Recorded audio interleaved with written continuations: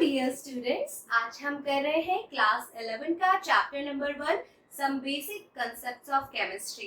बच्चों, इसका introductory part हम देख चुके हैं। एक्यूरेसी किसे कैसे कहते हैं, प्रिसिशन किसे कहते हैं, किस तरीके से सिग्निफिकेंट फिगर्स को ढूंढा जाता है, साइंटिफिक नोटेशंस को समझा था हमने, यूनिट्स का डेरिवेशन कैसे हुआ था, फंडामेंटल यूनिट्स क्या होती हैं। बच्चों, आज के इस पार्ट में हम most important laws of chemical combinations को डिस्कस करने वाले हैं। ये एग्जाम्स में नहीं आते हैं, लेकिन इनके ऊपर बेस्ड कभी कभी 1 या 2 मार्क्स के क्वेश्चन आ जाते हैं। और लॉज बेसिकली चेंज होते रहते हैं, उनके अंदर अपडेटेशंस आते रहते हैं। तो ये बहुत ही पुराने टाइम पे कुछ लॉज हमें दिए गए थे, 5 लॉज हैं और इन पांचों लॉज को हमें समझना है। तो चलिए स्टार्ट करते हैं। तो बच्चों, सबसे पहले हमारा लॉ है law of conservation of mass. और law of conservation of mass आप अपने 9th स्टैंडर्ड से पढ़ते आ रहे हैं। कंजर्वेशन का मतलब होता है कि एक तरीके से सेव कर देना, मतलब एक्यूरेटली हमने प्रिजर्व करके रख दिया है। तो यहाँ पे देखो क्या हो रहा है, मैं आपको एक एग्जांपल देती हूँ। अगर हम लोग कार्बन और ऑक्सीजन एक डायटोमिक गैस है, कार्बन और ऑक्सीजन को दोनों को कंबाइन कर रहे हैं, एक रिएक्शन करवा रहे हैं, तो CO2 मिल रहा है। ठीक है, अब CO2 मिल रहा है तो देखो कार्बन का मास कितना होता है, तो कार्बन का मास होता है 12 ग्राम्स, ऑक्सीजन का होता है 32 ग्राम्स, यहाँ पे 2 है, 1 होता तो 16 होता। तो 12 प्लस 32 कितना हो रहा है, 44। हमें प्रोडक्ट कितनी मिल रही है, यहाँ पे भी 44 ग्राम्स। आप कैलकुलेट करके देख लो। तो दैट मीन्स जितना भी मास रिएक्टेंट का है उतना ही मास हमें प्रोडक्ट का मिलेगा। इससे ये प्रूव होता है कि मास can neither be created nor it can be destroyed. हम मास को क्रिएट नहीं कर सकते, ना ही डिस्ट्रॉयड कर सकते हैं। टोटल अमाउंट ऑफ मास बस एक फॉर्म से दूसरे फॉर्म में कन्वर्ट होता रहता है। तो ये बहुत ही सिंपल हमारा फर्स्ट लॉ है। और यहाँ पे मैंने लॉज भी आपको लिख के दे रखे हैं ताकि आप इनको एज इट इज लिख लें और कॉपी कर लें और समझ जाएं। Matter can neither be created nor destroyed during any physical और केमिकल चेंज। तो बच्चों याद रखना, ये हमें एंटोनी लेवोइजर ने, साइंटिस्ट का नाम है एंटोनी लेवोइजर ने, ये फर्स्ट लॉ हमें दिया था, लॉ ऑफ कंजर्वेशन ऑफ मास। अब एक्चुअल में हम लॉज ऑफ केमिकल कॉम्बिनेशंस क्यों पढ़ रहे हैं? केमिस्ट्री की दुनिया में पैर रख चुके हैं हम, और किस तरीके से अलग अलग एलिमेंट्स, कंपाउंड्स, मिक्सचर्स कंबाइन करते हैं और कुछ नया प्रोडक्ट देते हैं। क्या होती है स्टोइकियोमेट्री, किस हिसाब से हम बैलेंसिंग करते हैं और किस तरीके से नए कंपाउंड्स या केमिकल्स फॉर्म होते हैं। तो इसीलिए हम कुछ लॉज देख रहे हैं जिनसे हमें पता चले कि हमेशा केमिकल किस तरीके से फॉर्म होते हैं। तो चलिए अब बढ़ते हैं सेकेंड लॉ की तरफ। सेकेंड लॉ है हमारा लॉ ऑफ कांस्टेंट कंपोजिशन और डेफिनिट प्रपोर्शन। तो यहाँ पे मैं आपको समझाऊंगी कि किस तरीके से किसी भी कंपाउंड जो भी हम बना रहे हैं उसका एक प्रॉपर डेफिनिट प्रपोर्शन होता है। तो लॉ पढ़ते हैं सबसे पहले। A pure chemical compound always contains same elements combined together in same definite proportion by weight। तो बहुत ही सिंपल है, ये लैंग्वेज से कहीं पे भी टेंशन में मत आ जाना, बहुत ही सिंपल होती है हर एक चीज। जोसेफ प्राउस्ट ने हमें ये लॉ दिया था और उन्होंने बताया है कि किसी भी केमिकल कंपाउंड को अगर हम देख रहे हैं तो उसका जो भी रेशियो होता है आपस में, कंपाउंड है तो अलग अलग एलिमेंट्स होंगे, तो जो भी एलिमेंट्स है उनका एक फिक्स्ड रेशियो होगा, वो भी उनके मास के यानी कि उनके वेट के प्रपोर्शन में। तो अगर मैं आपसे कहूँ कि चलो जाओ मुझे ऑस्ट्रेलिया से पानी ला कर दो, तो आप H2O लेकर आएंगे। मैं आपसे कहूँ जाओ चलो कनाडा से पानी ला कर दो, तो उसका फॉर्मूला भी H2O होगा। ठीक है, तो किसी भी कंट्री में चले जाओ, कहीं पे भी चले जाओ, वाटर का मॉलिक्यूलर फॉर्मूला होगा H2O, केमिकल फॉर्मूला होगा H2O। तो H2O को जब हम लिखते हैं H2O, तो देखो बच्चों यहाँ पे हाइड्रोजन हमारा हाइड्रोजन और ऑक्सीजन का एक फिक्स्ड प्रपोर्शन होगा। कौन सा प्रपोर्शन होगा? तो यहाँ पे देखो ये है 1:7 16, है ना, 1:16। यहाँ पे 2 हाइड्रोजन है तो यहाँ पे इनकी अगर हम वेट को देखें तो यहाँ पे देखो 2:16 हो गया।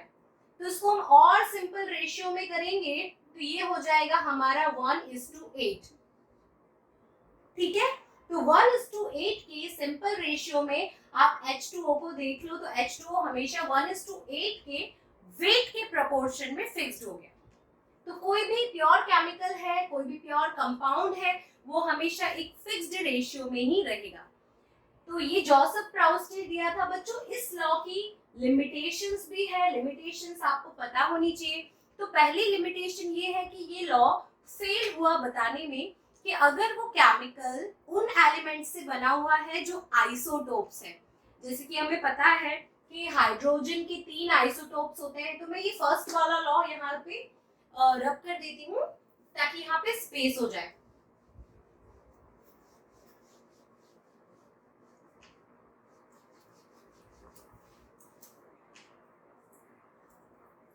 तो देखो बच्चों, हमें पता है हाइड्रोजन के 3 आइसोटोप्स होते हैं। नॉर्मल हाइड्रोजन यानी कि प्रोटियम, फिर होता है ड्यूटेरियम और ट्रिटियम, है ना। तो यहाँ पे हाइड्रोजन का मास चेंज हो रहा है। नॉर्मल हाइड्रोजन का एटॉमिक मास होता है 1, आइसोटोप जो है हाइड्रोजन की ड्यूटेरियम एंड ट्रिटियम, तो इसका मास है 2, इसका मास है 3।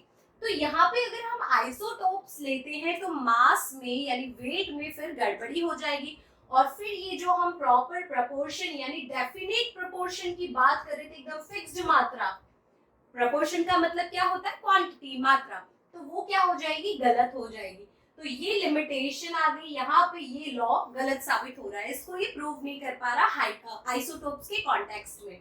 फिर है बच्चों, एलिमेंट्स में combine in the same ratio but compound formed में बी डिफरेंट।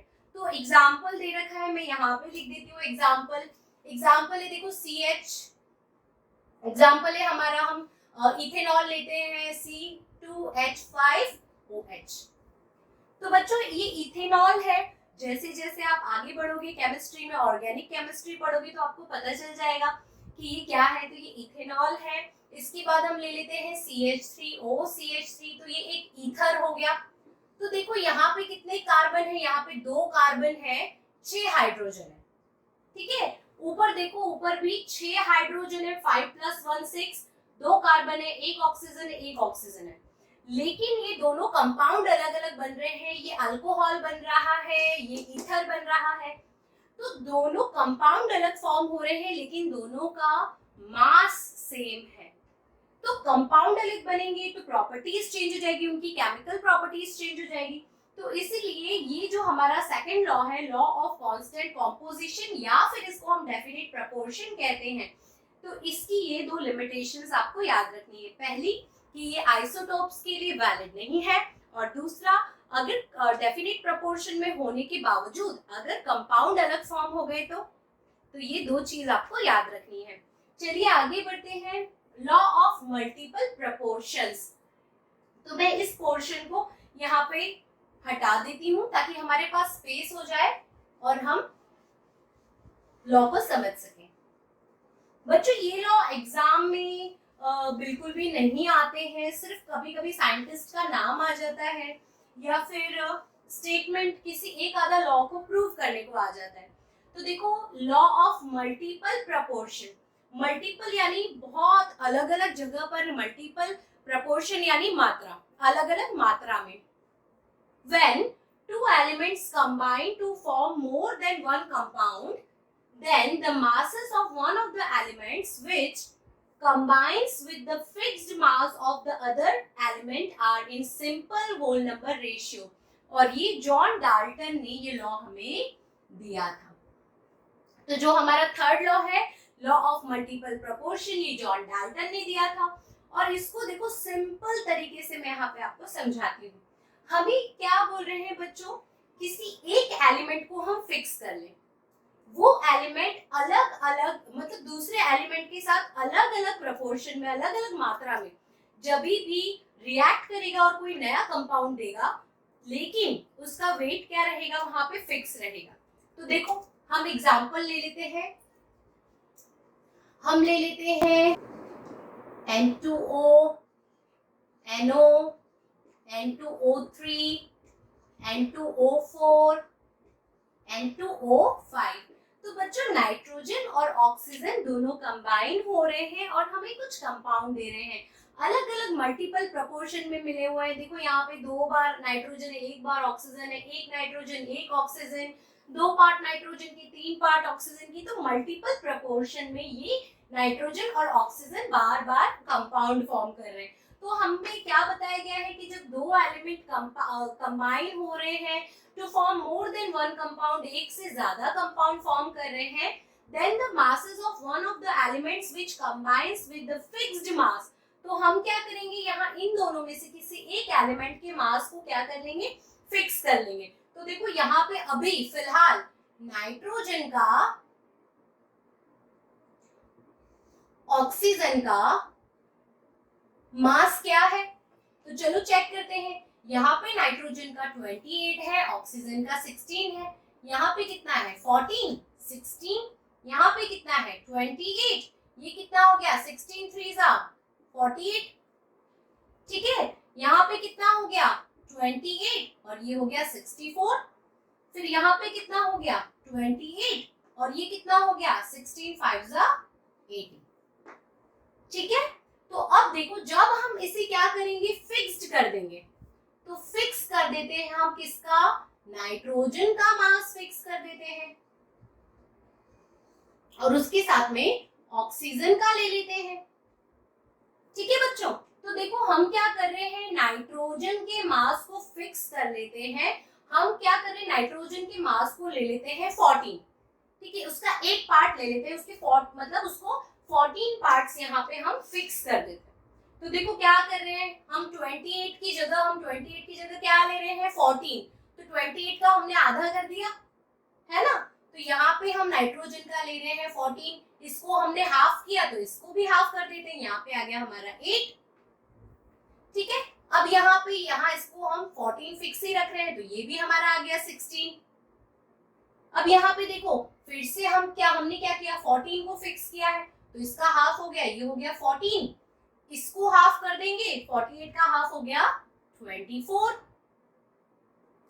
ठीक है। अब यहाँ पे देखो इसको भी हमने फिक्स कर लिया 14, इसका हाफ हो गया 32, फिर यहाँ पे वापस से 14, तो इसका हाफ हो गया 40, ठीक है।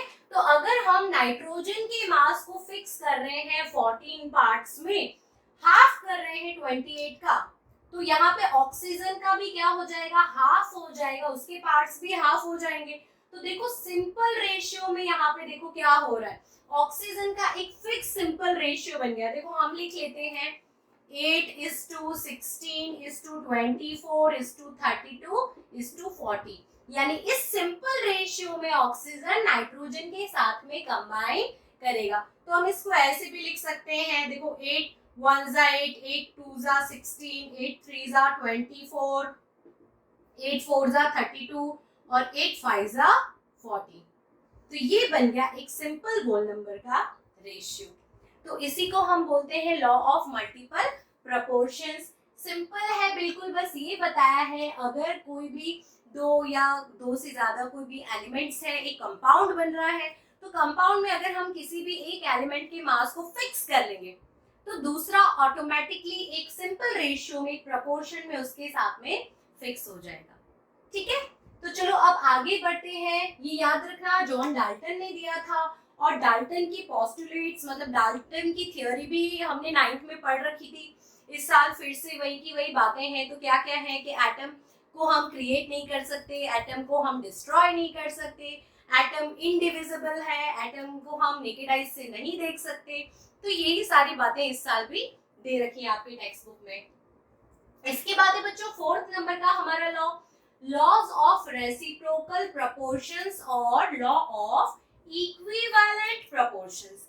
तो इक्विवेलेंट प्रोपोर्शन का हमें क्या करना है, हम एक लॉ देख रहे हैं जहां पे प्रोपोर्शन, मात्रा किसी भी कंपाउंड की, उसके अंदर जो भी एलिमेंट्स है वो इक्वल है, ठीक है। तो देखो इसको हम समझते हैं यहाँ पर, क्या लिखा है लॉ, पहले स्टेटमेंट देख लेते हैं। When two different elements combine separately, जब दो अलग अलग different elements combine कर रहे हैं separately with a fixed mass of third element, ऐसे तीसरे एलिमेंट के साथ में जो दोनों के साथ में एकदम फिक्स्ड मास रखता है, the ratio in which they do so will be the same or more simple multiple of the ratio in which they combine with each other. तो ये जो तीसरा एलिमेंट जिसके साथ ये कंबाइन कर रहे हैं, जब ये दोनों अलग अलग एलिमेंट आपस में कंबाइन करेंगे तो इससे भी ज्यादा सिंपल रेशियो में कंबाइन करेंगे। तो चलो यहाँ पे समझते हैं, बहुत अच्छा एग्जांपल है। देखो यहाँ पर बच्चों, ये एनसीईआरटी में मतलब नहीं दिया हुआ है, इंक्लूडेड नहीं है, लेकिन बहुत इंपॉर्टेंट है, रेफरेंस बुक्स में ये वाला लॉ दिया हुआ है। तो देखो यहाँ पे समझो, हम क्या ले रहे हैं, हाइड्रोजन ले लेते हैं। क्या ले लेते हैं, hydrogen, H2, hydrogen diatomic gas है। तो हाइड्रोजन जब ऑक्सीजन के साथ कंबाइन करता है तो H2O बनाता है, वाटर। अब हाइड्रोजन जब सल्फर के साथ कंबाइन करता है तो H2S बनाता है। तो मैं लिख देती हूँ यहाँ पे H2S, यहाँ पे H2O, ठीक है। तो क्या दिया हुआ है, दो सेपरेट एलिमेंट जब एक तीसरे एलिमेंट के साथ मिक्स हो रहे हैं, कंबाइन कर रहे हैं, और वो ऐसा एलिमेंट है जिसका मास फिक्स्ड है। देखो यहाँ पे भी H2 2 ग्राम्स इसका मास है, यहाँ पे भी देख लो 2 ग्राम्स इसका मास है, ठीक है। अब जब ये दोनों, ये जो दो सेपरेट एलिमेंट्स थे, ये आपस में कंबाइन करेंगे तो ये बिल्कुल या तो इसके साथ वाले टाइप का रेशियो बनाएंगे या इससे भी सिंपल रेशियो बनाएंगे। तो देखो समझते हैं, ठीक है, इन दोनों को कंबाइन कर देते हैं। तो देखो बच्चों, H2S में कितना हो रहा है, हाइड्रोजन है 2, सल्फर है 32, 2:32। इसको और सिंपल करेंगे तो ये हो जाएगा 1:16, ठीक है। अब यहाँ पे देखो H2O, देखो तो यहाँ पे क्या आ रहा है 2:16, इसको और सिंपल करेंगे तो ये आ जाएगा 1:8, ठीक है। अब यहाँ पे देखो S और O, तो S और O को अगर हम ध्यान से देखें, सल्फर का कितना है 32, ऑक्सीजन का कितना है 16, है ना। तो यहाँ पे अगर ध्यान से हम रेशियो देखें तो ये हो रहा है 2:1 का रेशियो। कितना आ रहा है, 2:1 का रेशियो। मगर हमें पता है कि S और ऑक्सीजन हमेशा एक कंपाउंड बनाते हैं एंड दैट इज SO2, ठीक है। तो यहाँ पे देखो ये क्या आ रहा है, S का कितना होता है 32, O2 का कितना होता है 32, तो ये और भी ज्यादा सिंपल, इन दोनों से भी ज्यादा सिंपल रेशियो बना रहा है एंड दैट इज 1:1। कैसा बना रहा है, इक्विवेलेंट प्रोपोर्शंस, दोनों के प्रोपोर्शन कैसे इक्विवेलेंट, 1:1 का रेशियो आ गया। तो बस इसी तरीके से हमारा ये लॉ यहाँ पे प्रूव होता है कि लॉ ऑफ इक्विवेलेंट प्रोपोर्शन आप समझ लो, या लॉ ऑफ रेसिप्रोकल 1:1 आप ऐसे समझ लो, ऐसे समझ लो, ठीक है। अब बढ़ते हैं हमारे लास्ट लॉ की तरफ, Gay-Lussac's law of combining volume. बच्चों ये जो हमारा फोर्थ लॉ था, लॉ ऑफ इक्विवेलेंट प्रोपोर्शन, ये हमें रिच्टर ने दिया था, याद रखना, रिच्टर या फिर रिक्टर, 1792 में रिक्टर नाम के साइंटिस्ट ने दिया था। तो Gay-Lussac's law of combining volume, volume मतलब यहाँ पे बात हो रही है बच्चों गैस की, क्योंकि गैस का कोई पर्टिकुलर शेप नहीं होता, कोई डेफिनेट मास नहीं होता, तो हम उसका हमेशा वॉल्यूम लेते हैं। तो Gay-Lussac's law of combining volume क्या बता रहा है, ये गे-लुसैक्स ने ही दिया है ये law. When gases react together, जब गैसेस आपस में रिएक्ट करती हैं और produced in a chemical reaction, या किसी केमिकल रिएक्शन में प्रोडक्ट के फॉर्म में या बाय प्रोडक्ट के फॉर्म में ये बाहर आई हैं, they do so in a simple ratio by volume, तो बिल्कुल सिंपल रेशियो में ये बाहर निकलती हैं, to one another and to the volumes of the products, तो ये सिंपल रेशियो में रिएक्ट करते हैं अगर हम प्रोड्यूस कर रहे हैं, और प्रोडक्ट भी इनका कैसा होता है, सिंपल रेशियो में। Provided all gases are at the same temperature and pressure. तो बच्चों यहाँ पे हम बात कर रहे हैं प्रेशर और टेम्परेचर हमारा कैसा होना चाहिए, सेम होना चाहिए, कांस्टेंट होना चाहिए। हम प्रेशर को या टेम्परेचर को इंक्रीज या डिक्रीज नहीं कर रहे। ये गे-लुसाक्स लॉ और मतलब गे-लुसाक्स की आगे जो भी थियरीज वगैरह हैं वो फिर से हम स्टेट्स ऑफ मैटर में पढ़ेंगे, आगे बहुत काम आएगा ये। तो देखो यहाँ पे सिंपली इस लॉ का सिंपल मतलब क्या होता है। सिंपल मतलब बस ये है कि जब दो गैसेस रिएक्ट कर रही है और कोई नई गैसेस दे रही है, तो देख लो यहाँ पे सिंपल ले लेते हैं अपना H2 प्लस O2।